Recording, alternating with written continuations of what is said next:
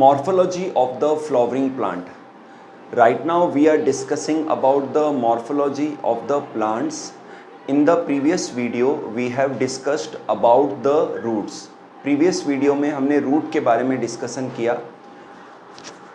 आज हम डिस्कस करेंगे different regions of the root. Root के अंदर डिफरेंट जो रीजन्स होते हैं, जब एक रूट ग्रो होती है रेडिकल से ओरिजिन होके रूट जब ग्रो होती है सॉइल के अंदर, तो रूट का जो टिप पार्ट होता है उस टिप पार्ट को कहते हैं मेरिस्टेमेटिक रीजन, क्योंकि वहाँ पर मेरिस्टेमेटिक टिश्यू होते हैं जिनमें लगातार सेल डिवीज़न होने से रूट की ग्रोथ होती है. और इस मेरिस्टेमेटिक रीजन को प्रोटेक्ट करने के लिए एक सीथ पाई जाती है, एक प्रोटेक्टिव सीथ पाई जाती है जिसे हम रूट कैप कहते हैं. मेरिस्टेमेटिक टिश्यू की जो सेल्स होती हैं वो कॉन्टिन्यूसली डिवीज़न करती हैं.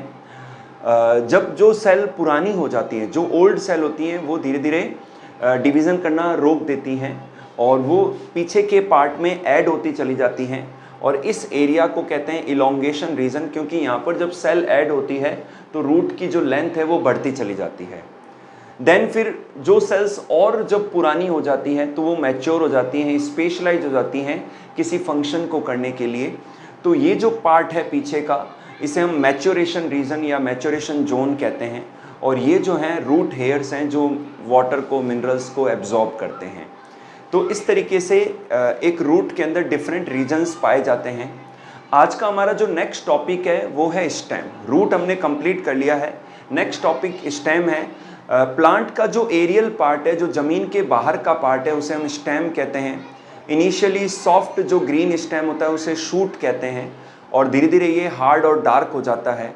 स्टेम ब्रांचेस को होल्ड करता है, ब्रांचेस के ऊपर लीव्स को, फ्लावर्स को, फ्रूट्स को, बर्ड्स को, इनको होल्ड करता है. इसके अलावा स्टेम के काफ़ी सारे और भी वर्क हैं कि स्टेम के द्वारा वाटर और मिनरल ट्रांसपोर्ट होके लीव्स तक पहुंचते हैं. जो रूट के द्वारा वाटर एंड मिनरल एब्जॉर्ब होते हैं वो वाया स्टेम लीव्स तक पहुंचते हैं.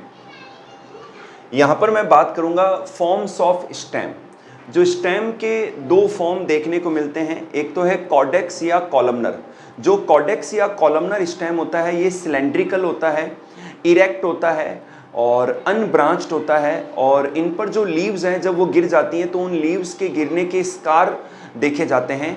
तो ऐसे स्टेम को हम कॉडेक्स या कॉलमनर कहते हैं. अगेन मैं रिपीट कर रहा हूँ, जो कॉडेक्स या कॉलमनर स्टेम है ये सिलेंड्रिकल होता है, इरेक्ट होता है और अनब्रांच्ड होता है और इसके ऊपर लीव्स के अलग होने के या गिरने के स्कार्स होते हैं, जैसे कि पाम के ट्री में ये देखने को मिलता है. सेकंड लेते हैं कल्म.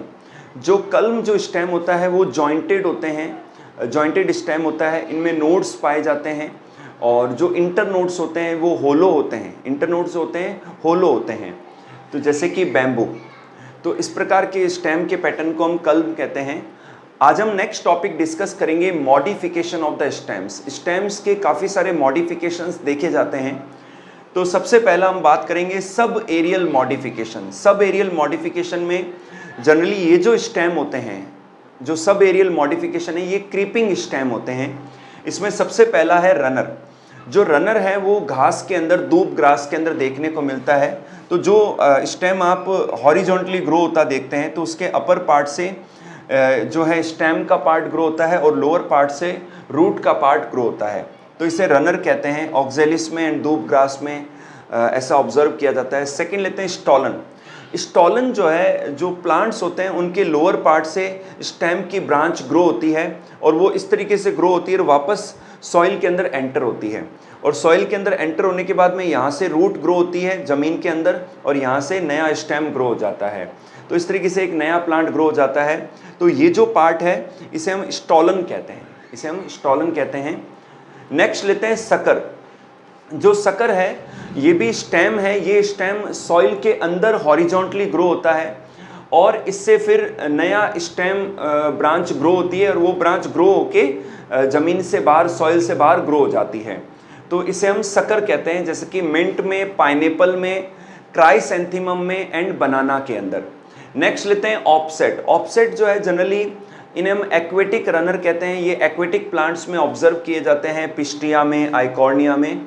तो इनके अंदर क्या होता है कि प्लांट के लोअर पार्ट से स्टेम ग्रो होता है और कुछ दूर जाके यहाँ से अब आप यहाँ तक जाता है और यहाँ से लोअर पार्ट से टफ रूट्स निकल जाता है, रूट्स की कई सारी बंच निकलते हैं और ऊपर की ओर रोजेट फॉर्म में लीव्स ग्रो हो जाती हैं।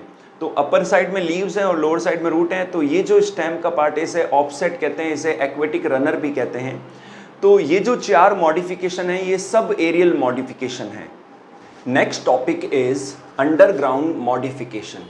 जो स्टेम है उसके अंडरग्राउंड मॉडिफिकेशंस भी देखने को मिलते हैं for food storage and vegetative propagation. मतलब स्टेम के जो अंडरग्राउंड जो मॉडिफिकेशंस हैं वो या तो फूड के स्टोरेज के लिए या फिर वेजिटेटिव प्रोपगेशन के लिए होते हैं।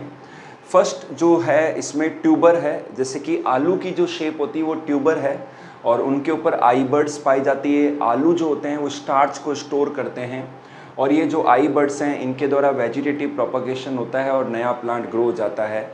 सेकंड लेते हैं राइजोम। राइजोम गिंगर में, टर्मरिक में, केना में, वाटर लिली में, बनाना में देखने को मिलता है। इस तरीके की जो शेप है ये राइजोम है ये, और ये एक स्टेम का मॉडिफिकेशन है। नेक्स्ट लेते हैं कॉम। कोलोकेशिया, एलोकेशिया, जमीकन, सेफ्रोन, कॉल्चिकम, इनमें जो ये कंडेंस्ड, ये कॉम क्या है, एक कंडेंस्ड स्टेम है। तो इस तरीके की जो शेप है इसे कॉम कहते हैं। फोर्थ लेते हैं बल्ब। जो अनियन या गार्लिक की जो शेप है वो बल्ब है, ये भी मॉडिफाइड स्टेम है। ये बल्ब शेप है और ये मॉडिफाइड स्टेम है ये।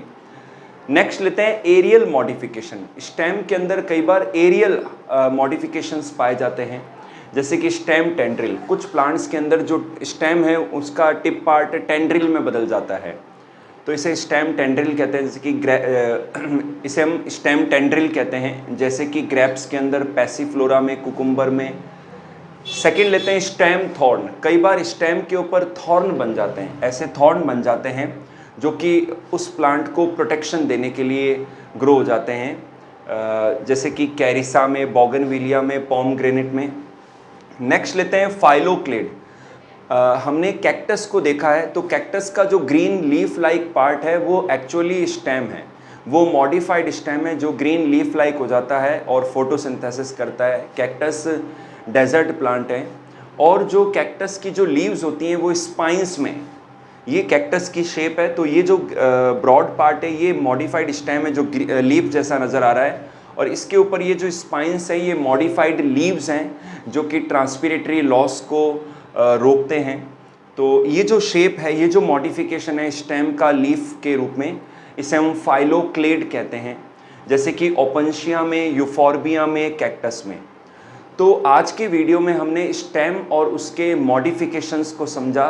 स्टेम के फंक्शंस हैं ब्रांचेस को होल्ड करना, लीव्स, फ्लावर्स, फ्रूट्स, बर्ड्स, इनको होल्ड करना।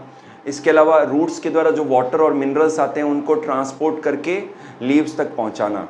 इसके अलावा फूड स्टोरेज करना, वेजिटेटिव प्रोपगेशन में हेल्प करना, या फिर प्रोटेक्शन के लिए मॉडिफाई हो जाना। तो ये सब जो है स्टेम के फंक्शंस हैं ये। तो आज के वीडियो में इतना ही डिस्कस करेंगे।